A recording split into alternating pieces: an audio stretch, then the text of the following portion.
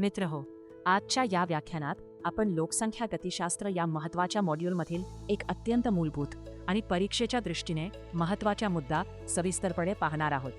आज आपण लिंग गुणोत्तर मोजमाप या विषयाचा सखोल अभ्यास करणार आहोत.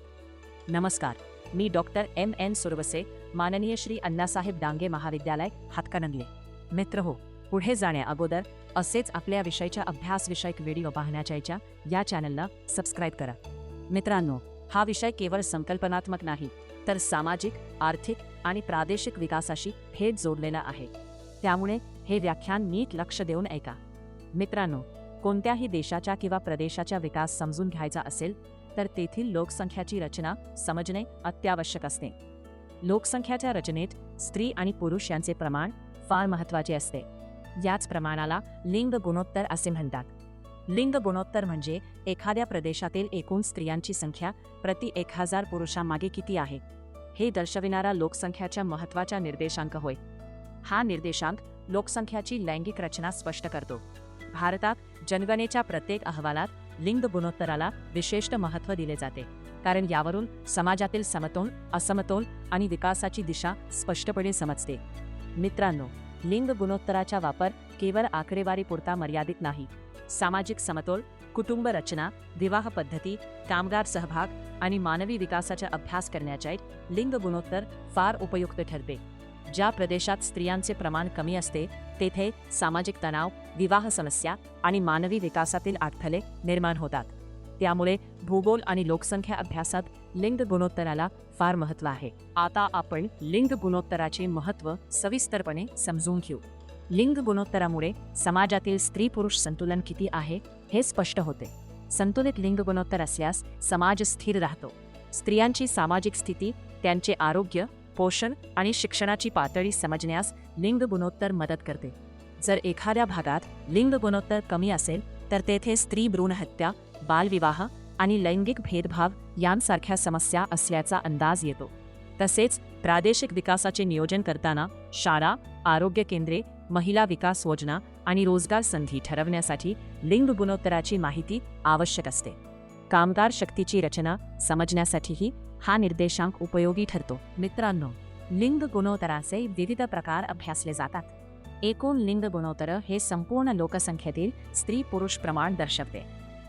बाल लिंग गुणोत्तर हे 0 ते 6 वयोगटातील मुली आणि मुलांचे प्रमाण दर्शवते. हे फार संवेदनशील मानले जाते, कारण यावरून समाजातील भविष्यकालीन लोकसंख्या रचना समजते. ग्रामीण आणि शहरी लिंग गुणोत्तर वेगवेगळे अभ्यासले जाते, कारण ग्रामीण भागात आणि शहरी भागात सामाजिक आणि आर्थिक परिस्थिती वेगळी असते.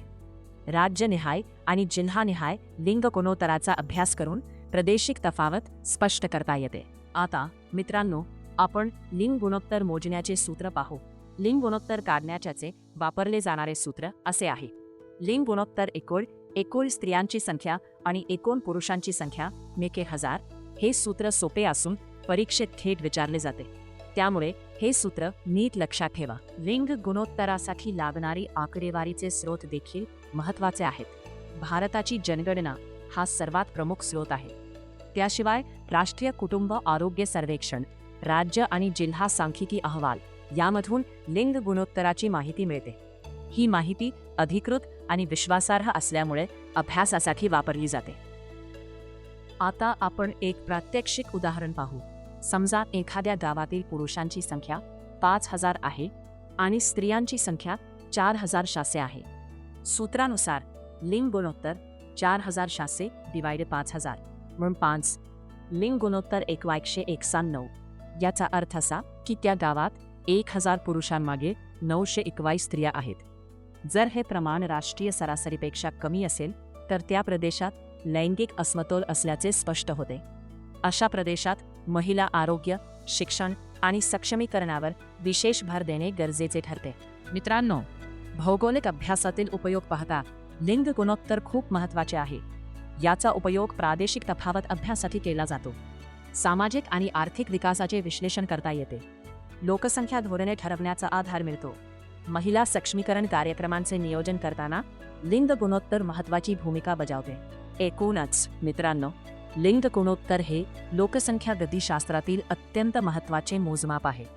योग्य आणि संतुलित लिंग गुणोत्तर असल्यास समाज निरोगी राहतो आणि शाश्वत प्रादेशिक विकास साध्य होतो.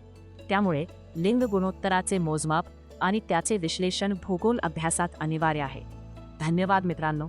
जर तुम्हाला व्हिडिओ आवडला असेल तर लाईक आणि शेअर करा आणि या चॅनलला नक्कीच सबस्क्राईब करा.